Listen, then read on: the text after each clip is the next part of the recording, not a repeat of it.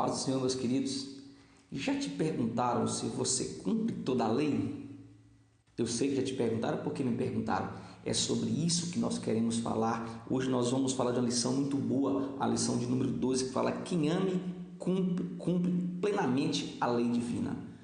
Eu sei que já te perguntaram sobre isso. Nós vamos falar de um tema muito bom. Eu quero iniciar esse tema mandando um grande abraço a Ademilson Moraes, a Lucineide Silva, ao meu amigo Gideônio Moura, a Antônio Ribeiro, também ao pastor Oscar Ribeiro, ao Levi Brandão, ao Wilson Nascimento, a meu amigo Daniel Felipe Có, a André Felipe e também a Priscila Luana. Vai o meu grande abraço a Vilmar Fernandes, Rodrigo Rodrigues, ao pessoal da MESB lá em Caíbas e a todos que compartilham conosco essa lição maravilhosa. É só um segundinho, eu já estou de volta.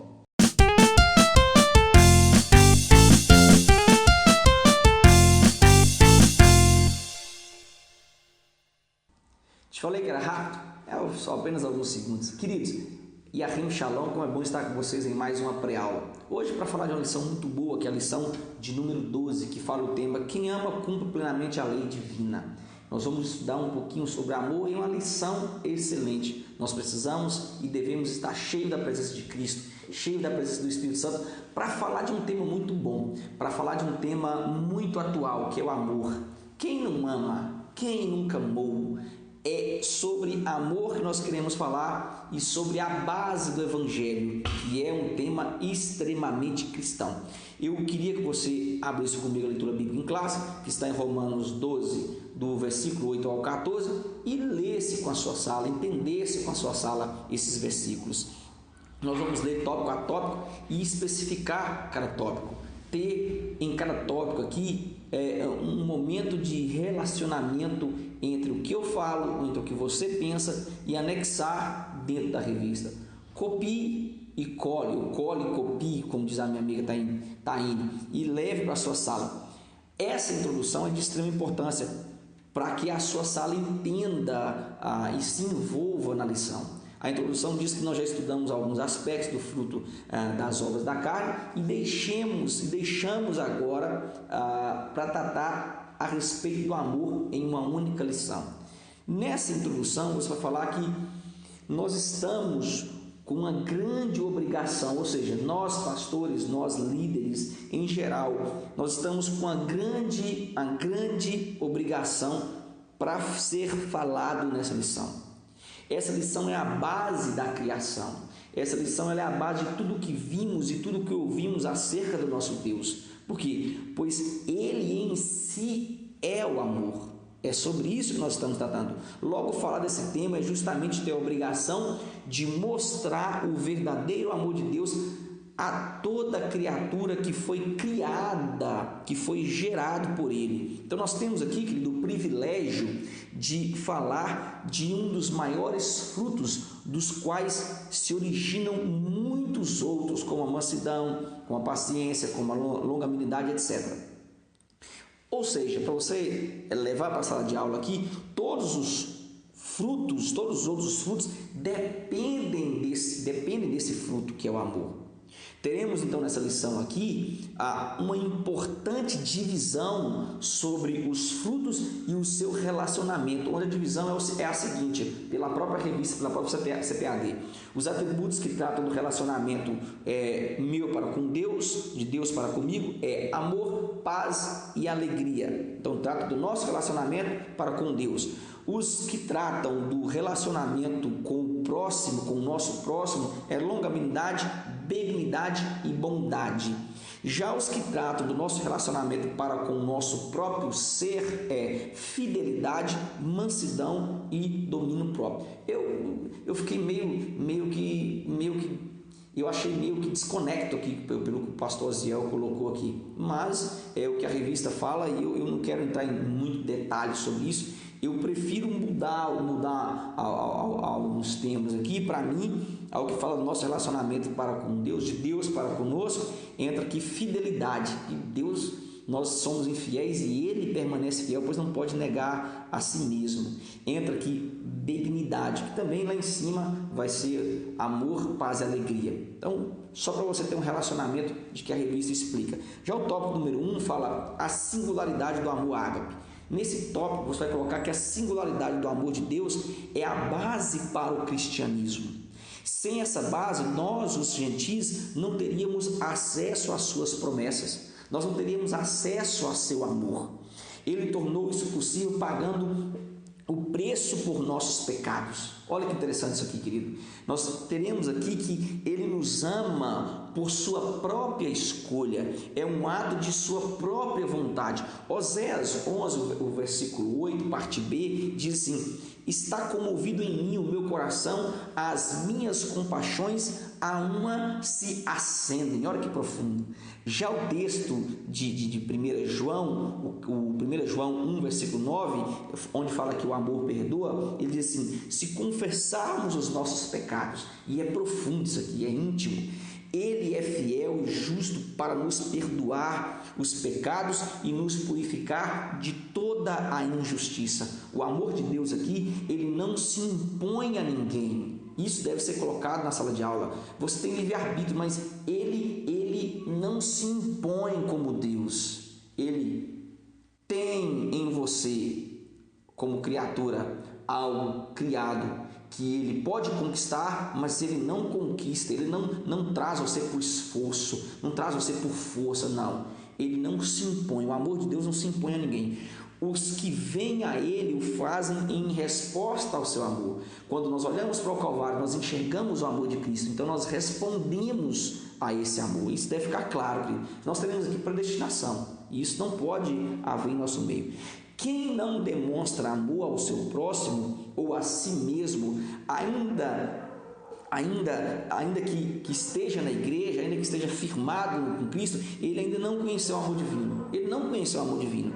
A língua grega possui 3 vocábulos aqui para denominar a palavra amor. Nós temos ágape, que é o amor de Deus, amor divino; filho, que é o amor entre amigos; e eros, que é o amor entre os cônjuges, ok? Entre os cônjuges aqui nós teremos o amor eros, e nós vamos explicar um pouquinho sobre cada um ao longo da revista aqui.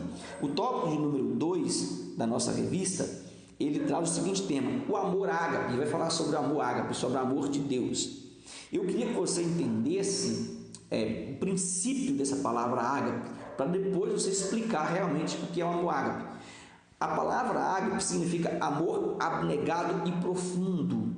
Olha que interessante, ela foi usada de maneiras diferentes por variedade de fontes contemporâneas e antigas, incluindo os escritores da Bíblia. Então surge depois na Bíblia, mas antes já era usada por escritores antigos, principalmente na Grécia. Há algo interessante sobre isso que eu quero falar. Muitos pensavam aqui que essa palavra representava o amor divino, incondicional, com alto sacrifício ativo, pela vontade e pelo pensamento. Embora esse amor ágape aqui, ele também possa ser praticado por humanos inspirados por esse sentimento.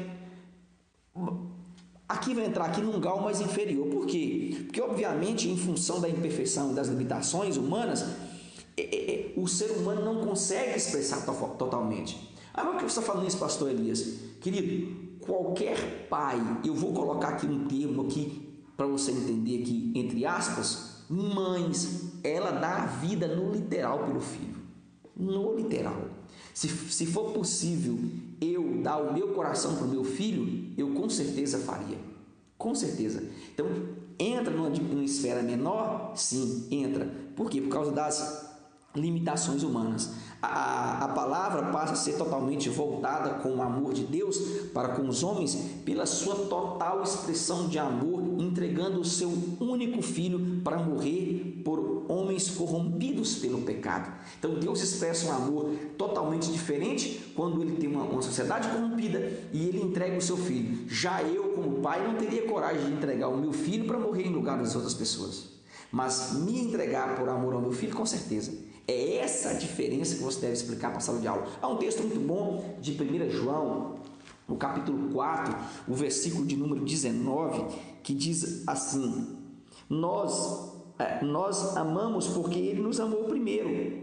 Nós amamos porque Ele nos amou primeiro. Aí o 20 complementa dizendo assim: se alguém disser amo a Deus e odiar o seu irmão, é mentiroso, pois aquele que não ama o seu irmão, a quem vê, não pode amar a Deus a quem não vê. Então há um complemento disso. Eu preciso entender que a manifestação do amor de Deus em mim, ela é total quando eu passo a amar os meus irmãos. E é interessante que esse amor, ele envolve até mesmo o ato de dar a vida. E nós precisamos desse amor. Como nós precisamos desse amor? Nós, a igreja, precisa viver esse amor, ok? O tópico de número 3 da nossa revista, número 3 fala sobre o amor ágape derramado em nós. Olha, querido, é de extrema importância você falar nesse tópico que a conversão a Cristo nos faz discípulos, e como discípulos precisamos entender o que é o amor de Cristo. Eu dei só um mero exemplo aqui. É muito interessante ressaltar nesse tópico que todos quantos se entregam a Jesus já estão em um processo de conquista. E esse, por sua vez, gera no conquistado aqui, no indivíduo, uma alegria que é o fruto de ser amado, o fruto de ser amada pelo Mestre. Quando você se entrega a Cristo, você sente o amor de Deus instantaneamente. É instantâneo. Você passa a se envolver, a ser envolvido por Ele e a envolver-se com Ele. Então, automaticamente, quando você enxerga o Calvário, você já começa a provar desse amor. O amor mútuo que os cristãos se professam entre si, eles devem ser sinceros. O amor que nós confessamos, ele deve ser sincero, assim como o de Cristo. Ele deve ser livre de engano, livre de adorações, de mesquinheza, aqui, uma palavra interessante, e livre de mentiras. Quantos crentes têm um amor fingido? Isso não deve existir, querido. Em independência da graça divina, eles devem detestar, ou seja, nós devemos detestar e ter pavor de todo mal. Nós devemos amar e deleitar-nos em tudo aquilo que é bom, em tudo aquilo que é útil, como diz a palavra. Nós só devemos fazer o que é bom. Devemos aferrar-nos, ou seja, prender-nos ao que é perfeito.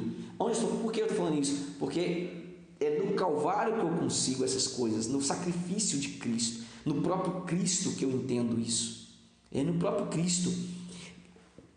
É o nosso dever mútuo, e está resumido em uma só palavra, no amor. É o dever mútuo de todo cristão e resume em uma só palavra, no amor. Fala isso nesse tópico. Já o tópico número 2 fala amar a Deus e ao próximo. Querido, a maior prova de amor para com Deus é expressada em uma vida de separação. Eu coloquei aqui, e quero que você não me leve a mal aqui como crítica, longe de mim fazer crítica. Quem sou eu para fazer crítica? Mas a colocação do pastor Osiel aqui veio de forma errada, pois para mim aqui o primeiro a se aprender dentro de uma vida cristã é o termo separação. Para depois termos aqui um aprendizado sobre dízimos, sobre as ofertas, sobre louvores e sobre leitura da Bíblia. Primeiro eu tenho que entender sobre separação. Por quê? Porque ele coloca na revista aqui, eu vou até ler para você entender, ele coloca que como podemos expressar o amor do nosso Deus? De diferentes formas, sendo fiéis nos dízimos e nas ofertas, louvores, orações e lendo a Bíblia, etc.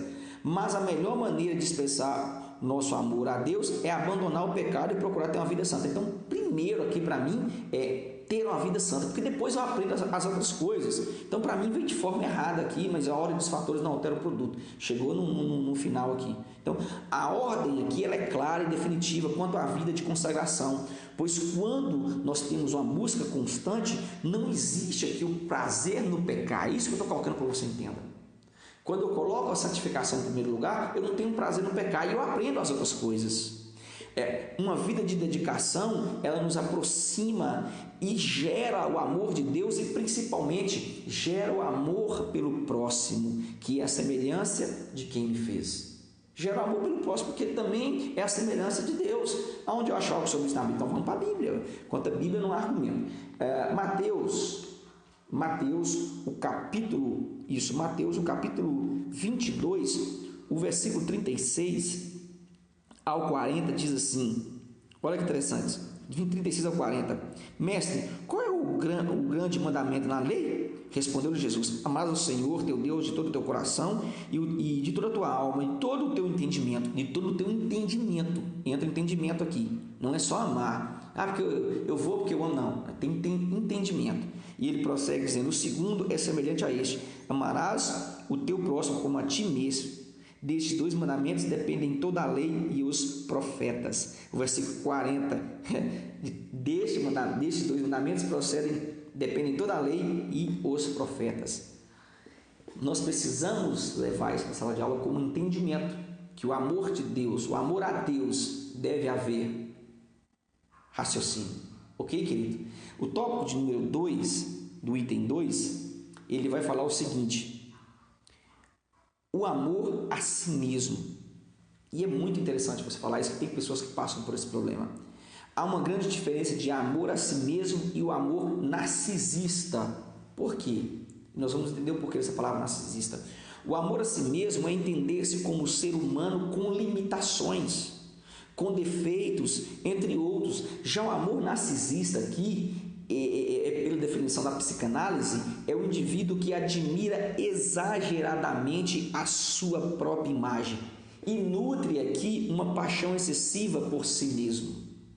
É muito perigoso. Os indivíduos narcisistas, eles são frequentemente fechados, egocêntricos e solitários.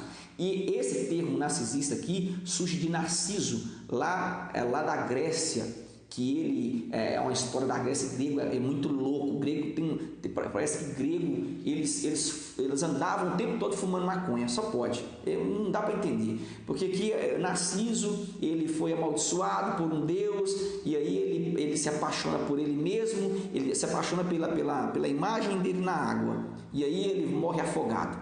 Só Grécia acontece essas coisas loucas mesmo, não sei, um povo é doido. Mas é para você ter noção de onde surge esse termo narcisista. Mas existem pessoas assim. Existem pessoas que ainda não conseguem amar demais o seu físico e apaixonam por si mesmo. Ok? Deve ter tratamento. Deve ser tratado. Isso. E quem trata isso? O próprio Cristo. Quando eu esvazio de mim e passo a enxergá-lo como o centro das atenções. O tópico de número 3 é falar o amor ao próximo. Nesse tópico, eu queria que você falasse para a sua sala que o amor ágape, ele sobrepõe o amor fraternal, que é aqui o relacionamento entre amigos. Ele sobrepõe esse amor. Na linguagem grega, esse amor fraternal aqui é conhecido como philia ou philia, mas se lê filia. Este amor, philia, é o amor de amizade. É um amor humano que é limitado. Jesus, ele nos mostra essa limitação e ele nos ensina aqui, isso é magnífico falar sobre isso. Ele nos ensina a viver o verdadeiro amor, que é o amor ágape. Onde eu acho algo sobre isso? Um texto de Lucas 6, voltando um pouquinho onde você estava aí, no capítulo 6, o versículo de número 32 a 36. Ele diz, olha que interessante o que Jesus fala. Porque os gentios é que procuram todas essas coisas. É isso mesmo. Não é Lucas, eu estou em Mateus aqui. Lucas, um pouquinho mais à frente, não é atrás, um pouquinho mais à frente. Lucas 6, o versículo 32 ao 36. Diz assim, sede misericordiosos como também é misericordioso o vosso Deus. Aí ele complementa já no versículo 36. Mas antes ele diz assim, se amais os que vos amam, qual é a vossa recompensa? Porque até os pecadores amam os que os amam. Se fizerdes o bem a quem os faz o bem, qual é a vossa recompensa? Até os pecadores fazem isso. E se emprestais àqueles que esperais receber, Qual é a vossa recompensa? Também os pecadores emprestam aos pecadores para receberes outro tanto.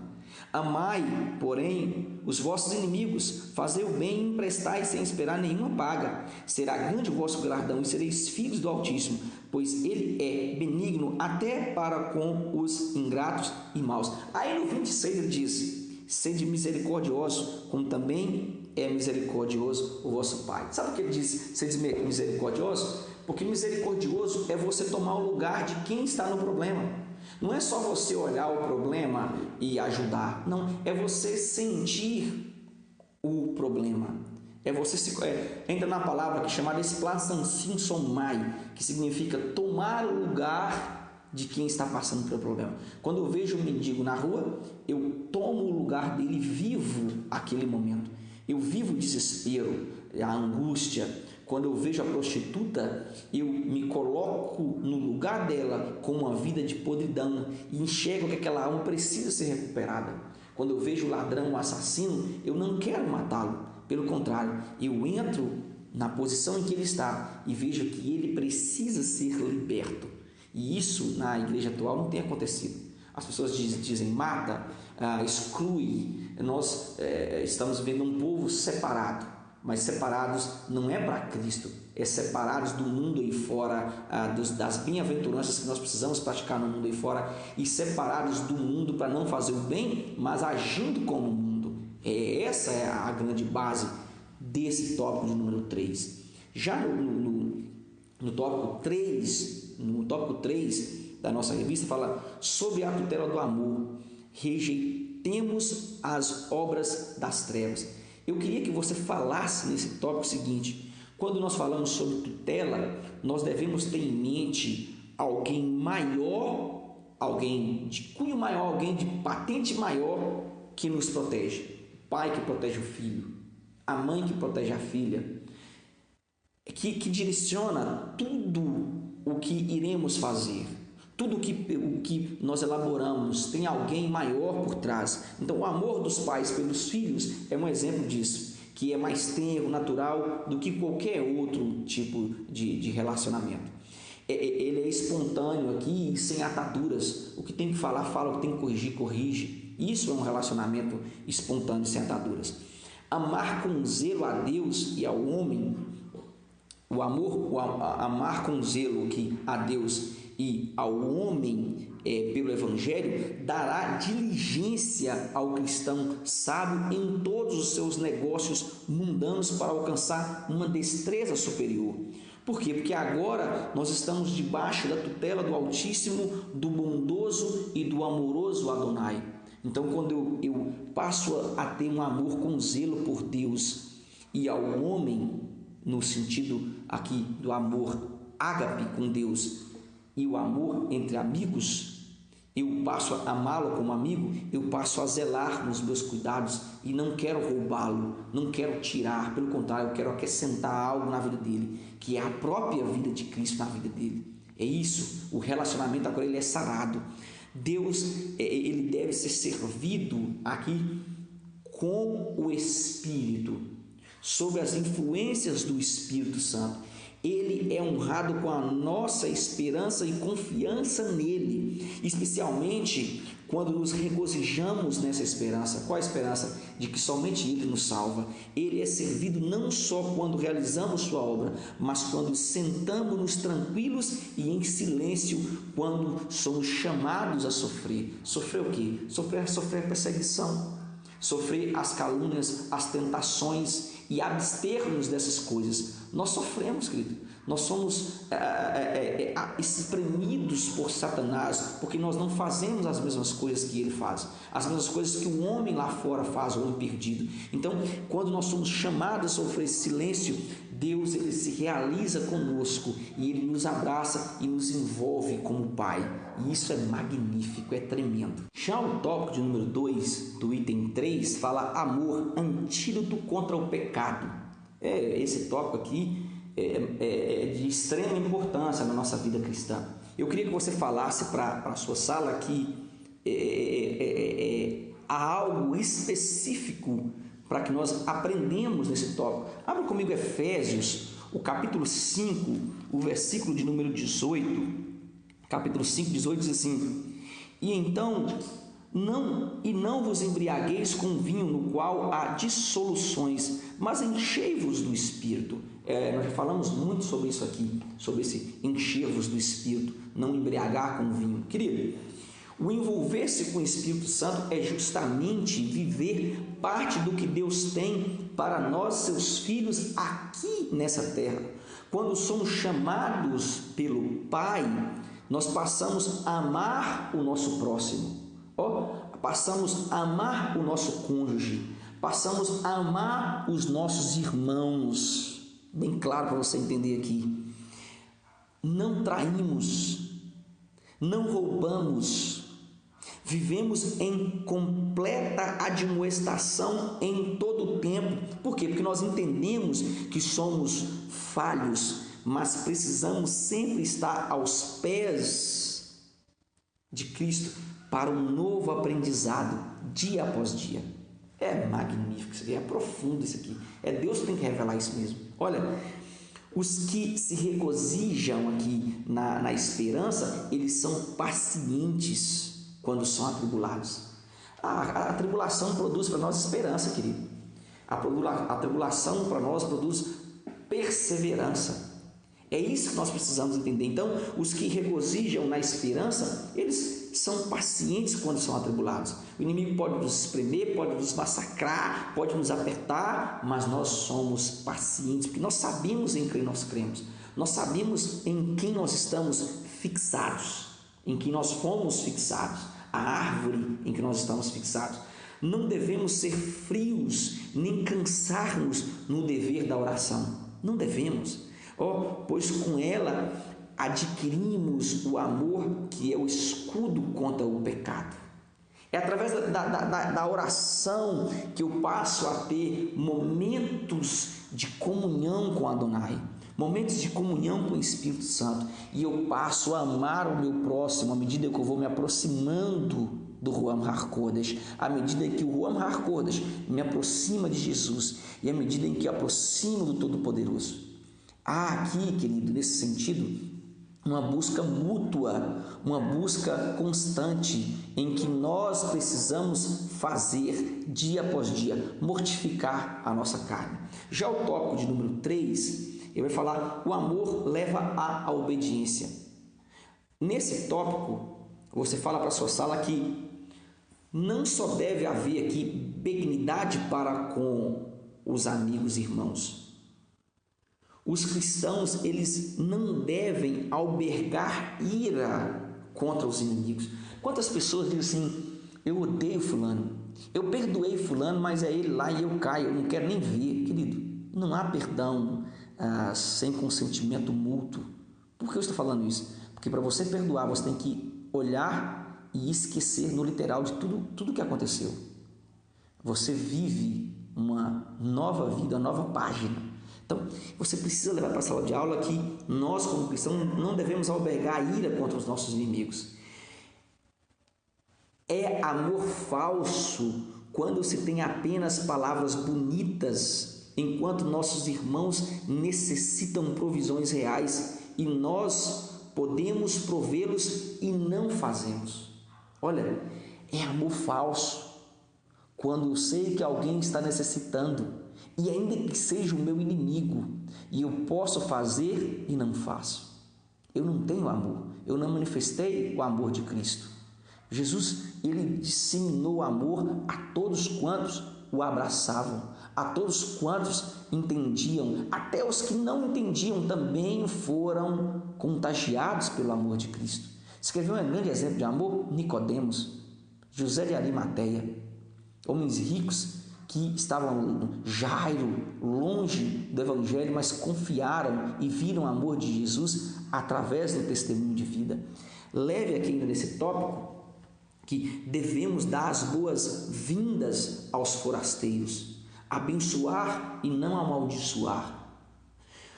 O amor cristão verdadeiro, o amor de Cristo em nós verdadeiramente, nos fará participar nas tribulações e nas alegrias uns dos outros. Eu passo a colaborar em todos os sentidos. Despreze aqui todas as pompas humanas. Querido, não se preocupe com elas. Não se preocupe com os prazeres e os holofotes que os homens vão lançar sobre você. Não se apaixone por essas posições. Conforme-se com um lugar em que Deus o colocou em sua providência, qualquer que seja ele, qualquer que seja o lugar. Eu sou faxineira, contente-se. Eu sou diácono, contente-se. Eu não sou ninguém, eu sou um crente de banco, mas você pode interceder. E a intercessão, boquinha fechada, vale muito para a igreja na atualidade. Como nós sabemos quantas libertações há quando a pessoa intercede. Eu não sei se eu contei um caso para vocês de uma irmã que sempre que ela ia limpar a igreja, ela orava sobre os bancos, dizia: Senhor, quem sentar aqui, que conheça o Senhor. Quem sentar aqui, que tenha um encontro com o Espírito Santo. Em todos os bancos ela fazia isso. E diversas pessoas convertiam naquela igreja. E ninguém sabia explicar. Ninguém sabia explicar. Ao ponto do pastor falar assim: não estou entendendo por que de tantas conversões.